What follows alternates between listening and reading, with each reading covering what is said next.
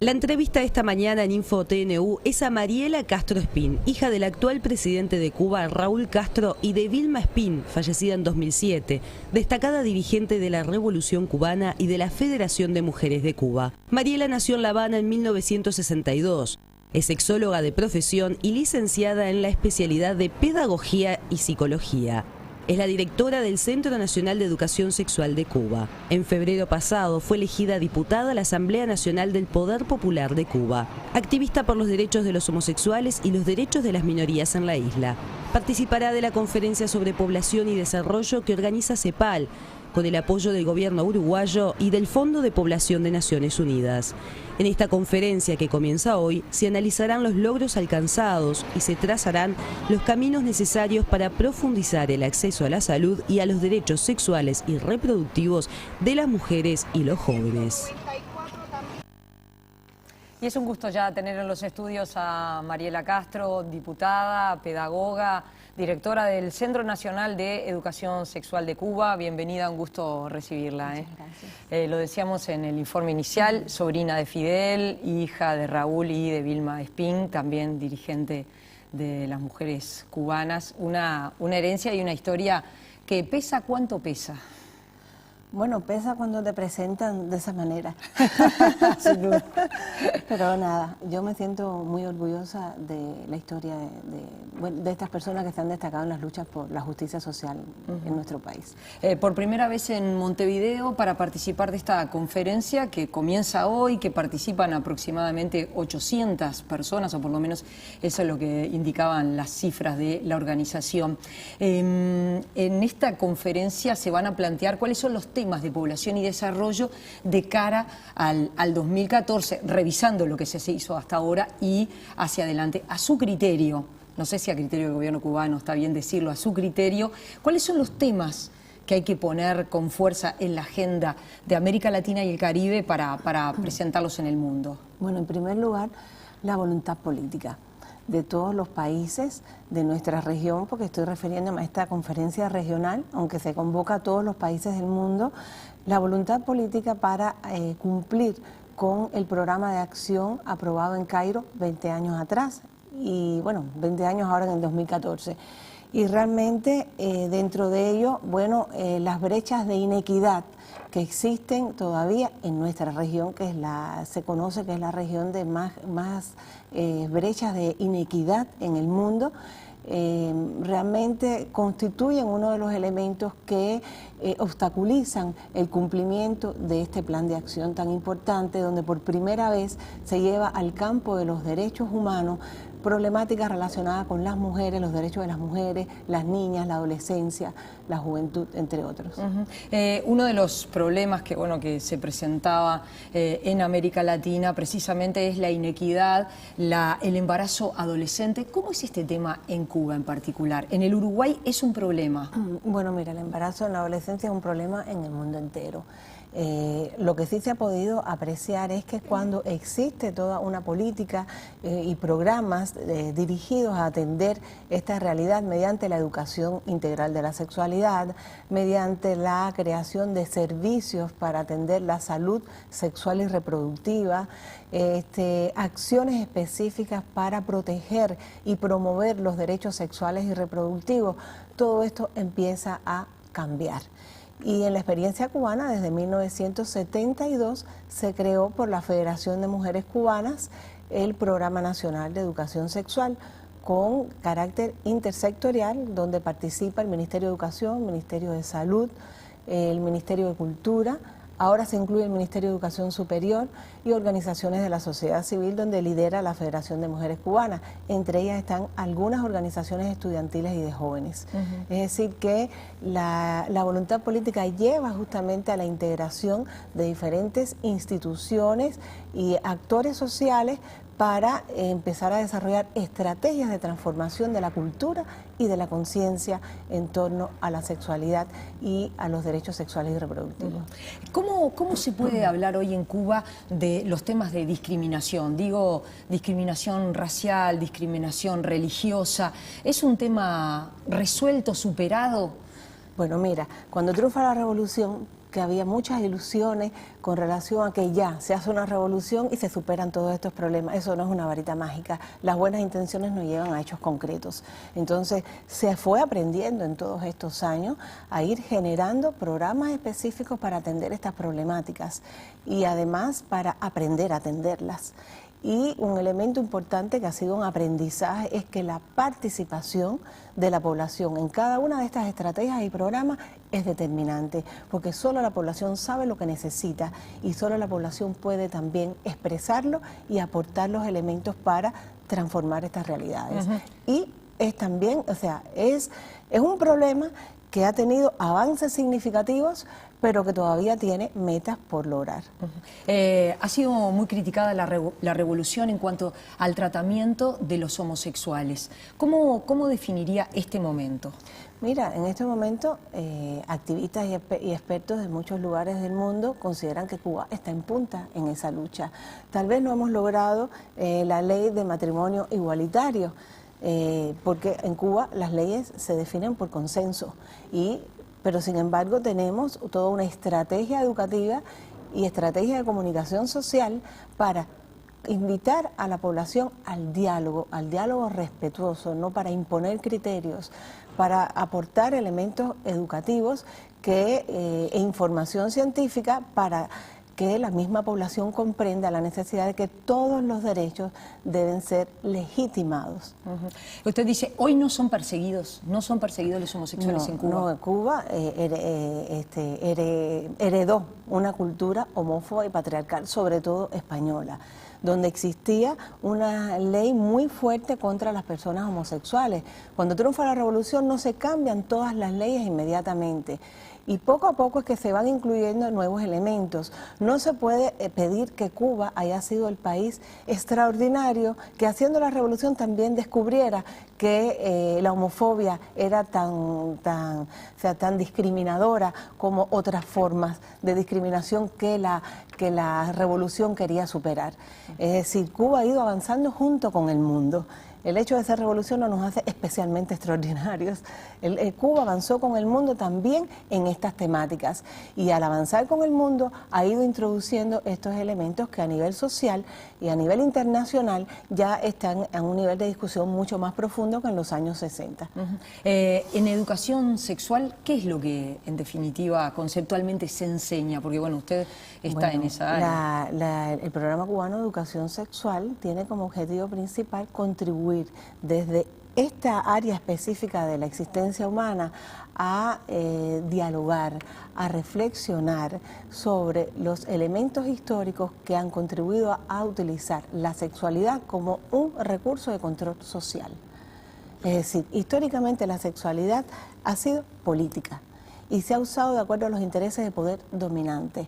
Y entonces, realmente, nosotros lo que aportamos elementos de análisis para que las personas en todas las etapas de su vida puedan tomar sus propias decisiones, no por la manipulación de otros, no por la imposición de los prejuicios, sino que tenga los elementos para decidir qué le hace bien a sí mismo y qué le hace bien en su relación con otras personas. Es asumir la responsabilidad del conocimiento y de la independencia que te da conocer.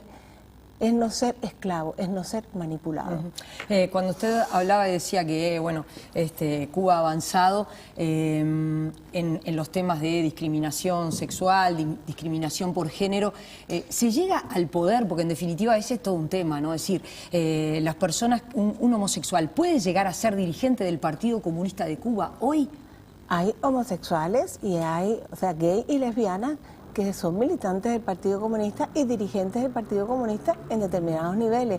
En el Comité Central del Partido hay homosexuales y hay lesbianas, solo que no llegan allí por su identidad lésbica o por su identidad gay.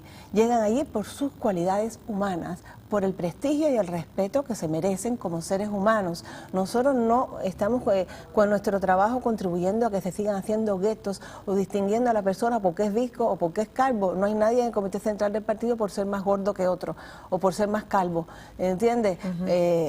Cada cual va por una valoración integral de la persona. ¿Cómo está viviendo la población hoy día los temas vinculados con, bueno, una cantidad de cambios fundamentalmente económicos, económicos, sociales que están viviendo en Cuba, desde el punto de vista de la situación de pobreza, de bienestar socioeconómico de su población. ¿Cómo la calificaría usted? Bueno, mira, hay todo un proceso que apasiona, como ha sido todos los procesos de la revolución, y que realmente está trabajando por actualizar una estrategia económica que garantice el proyecto social en el contexto del socialismo. El pueblo cubano ha decidido que queremos seguir en el socialismo, haciendo, creando, inventando el socialismo, porque no está dicho cómo es, y realmente es un reto difícil, apasionante, pero consideramos que tiene logros fundamentales, que garantiza igualdades, que garantiza equidad, y que bueno, que en ese contexto hemos ido creando los mecanismos para establecer las nuevas metas que nosotros consideramos que van a enriquecer el bienestar en sentido general y de nuestro proyecto revolucionario. Cuba sigue en revolución, eso es lo que está pasando. ¿Qué es ser socialista hoy, ¿no? en este mundo que ha cambiado y mucho? ¿Qué es ser socialista? Ser socialista es ser disidente, es ser alternativo, es ser desobediente, es ser atrevido, es jugarse la vida. Y realmente un proyecto de ese tipo es de lo más atractivo. Cuba tiene pendiente, por ejemplo, dejar entrar y salir a la gente libremente, el que quiera irse que se vaya y el que quiera llegar que llegue. Bueno, con los cambios de la ley migratoria ya es así.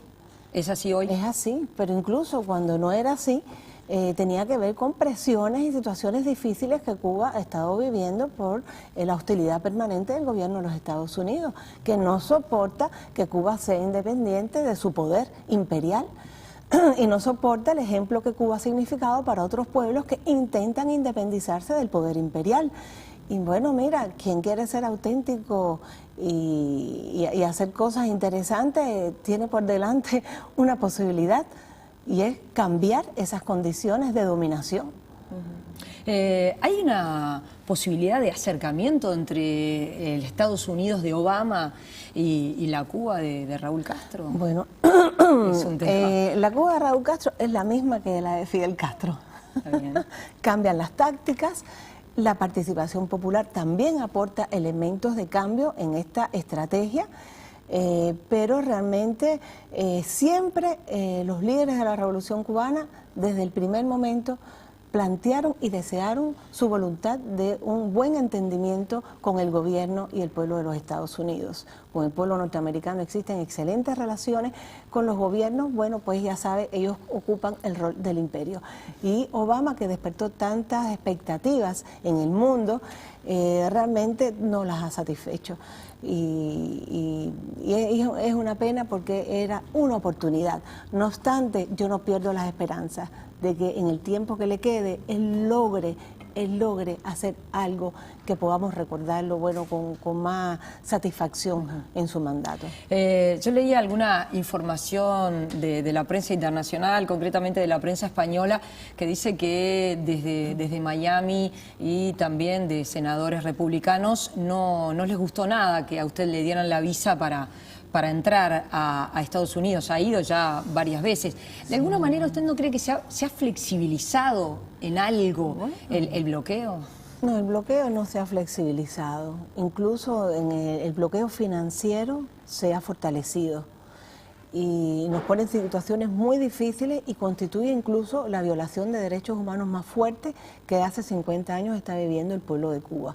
Ahora, yo te digo que me han tratado bien y lo agradezco, y yo pienso que estos grupos de derecha, extrema derecha, y la representación de la mafia cubana-americana en el Congreso, que ha expresado su malestar por mi presencia en los Estados Unidos, están contribuyendo a que se viole las enmiendas de la Constitución norteamericana, que es el derecho de la población norteamericana a expresarse.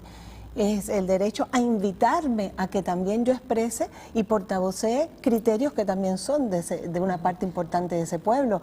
Y aparte, realmente ellos están impidiendo que se respete el derecho del pueblo norteamericano a viajar a Cuba, porque son penalizados si viajan a Cuba. Es decir, eso continúa. Eso continúa, eso no ha cambiado para nada. Y hay presión de estos grupos inescrupulosos. Cuando usted habla de bloqueos, ¿puede poner ejemplos? Porque muchas veces a la gente se le dice hay bloqueo, pero en lo concreto, cuando usted dice se ha recrudecido y daba el ejemplo del sistema financiero, ¿puede poner ejemplo y decir, bueno? Mira, hay bancas importantes en otros países que han sido penalizadas con altas cifras por tener vínculos financieros con Cuba. Están bancas suizas de otros países, hay empresas farmacéuticas, hay otro tipo, hay muchas empresas que las han penalizado. Si tienen comercio con los Estados Unidos o si el producto que nos vende tiene una piececita que viene de los Estados Unidos, entonces los penalizan. Y nosotros no podemos adquirir muchos productos, se nos encarecen porque hay que ir a buscarlos a Europa o a Asia. Es decir, la situación es de un alto costo económico para Cuba, que de por sí es un país pobre, pero aparte nos ponen en situaciones muy difíciles, no podemos acceder a créditos, no podemos acceder a ayuda financiera. ¿Y por qué después de tantos años de revolución usted dice somos pobres? ¿Por qué Cuba es pobre? Realmente no me expresé objetivamente. Cuba es un país de una tremenda riqueza cultural y espiritual, de una tremenda riqueza histórica, de una voluntad transformadora del mundo impresionante, pero somos un país económicamente limitado, de pocos recursos materiales. Lo que hay son potentes recursos profesionales que en estos momentos están participando en las relaciones de cooperación, en la cooperación sur-sur y bueno, en los intercambios con otros países en sentido general. ¿Las mujeres en el Partido Comunista podrán llegar al máximo poder? En la manera en que las mujeres cubanas han ido empoderándose, hemos ido empoderándonos, te lo está diciendo todo. Primero, mira, hay una cosa lo más interesante, en los 60 las mujeres dedicadas a la familia exclusivamente tenían 6 hijos. Después, en los años 70, 80, empezó a disminuir a menos de un hijo por mujer. Y no fue una política de planificación familiar, fue el resultado de que la revolución puso en su política el interés de que las mujeres se empoderaran, que las mujeres se desarrollaran, que participaran junto con los hombres en estos procesos revolucionarios. Y eso hizo que las mujeres decidieran que su única función no era la de la familia. Las mujeres tenemos muchas potencialidades para participar en la toma de decisiones a todos los niveles. Y eso es lo que está pasando en estos años. Cuba está como ocupando el tercer país a nivel mundial de presencia de mujeres en el Parlamento. En el Partido Comunista hay ya varias secretarias del partido en provincias, que es un cargo muy importante, y cada vez más tú puedes encontrar la presencia de las mujeres en lugares importantes de decisión. Eso quiere decir que el pronóstico es que van a haber más. Yo pensaba, usted es diputada desde febrero y tiene una proyección política, pero también se dedica a los temas fundamentalmente, y de ahí empieza su proyección, a los temas de género, a los temas de discriminación.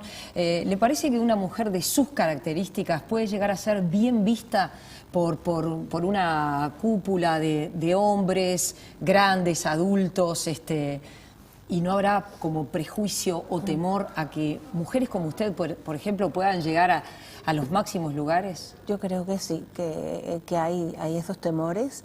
Usted debe dar un poco de miedo. A mí no me da. ¿Algunas personas? Sí, le doy miedo a algunas personas, pero es parte de la vida, es parte de los retos de ese diálogo para cambiar las conciencias, para que sean verdaderas conciencias revolucionarias, porque a veces la gente dice, no, porque yo estoy con la revolución, y bueno, pero estar con la revolución es estar con todos los cambios que se deben hacer en un país en ese proceso. Entonces, mi trabajo apunta sobre todo a la educación,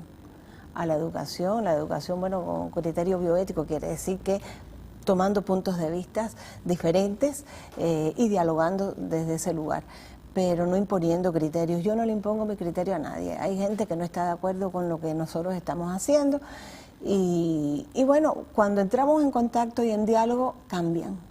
y con personas mayores hemos entrado en contacto y dice, pero si me lo explican así, entonces sí lo entiendo. O sea, tenemos que tener movernos un poco más en favorecer esos debates. Yo he escuchado que usted, desde su lugar en la Asamblea Nacional como diputada, llama la atención porque participa mucho, que dice que es de las más participativas, que eso no es tan común en la Asamblea Nacional. ¿Es así? ¿Usted participa? Bueno, yo desde que era, no sé, estudiante en la escuela, me gustaba participar, pero como muchos jóvenes, y después los distintos espacios de participación que hay en Cuba los aprovecho muy bien.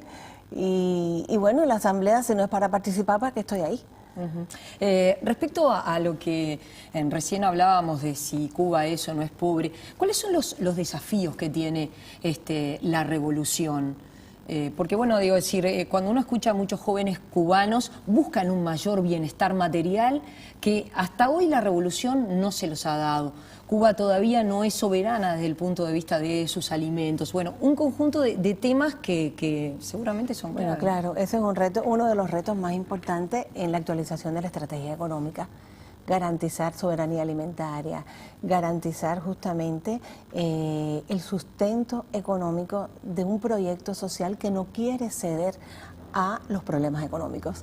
Es decir, no vamos a cambiar hacia un enfoque economicista, vamos a seguir con un enfoque integral de desarrollo donde el ser humano va a seguir siendo el centro de nuestros objetivos y por tanto si queremos garantizar salud gratuita, educación gratuita, deporte, cultura gratis, tenemos que garantizar una base económica porque todo cuesta mucho y cada vez es más difícil.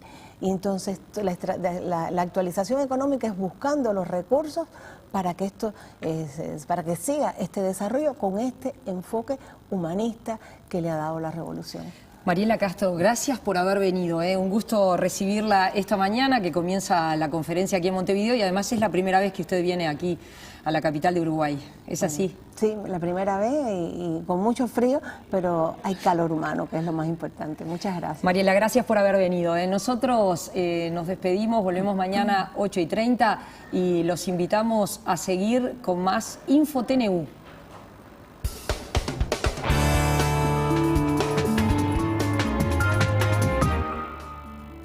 Para un poquito.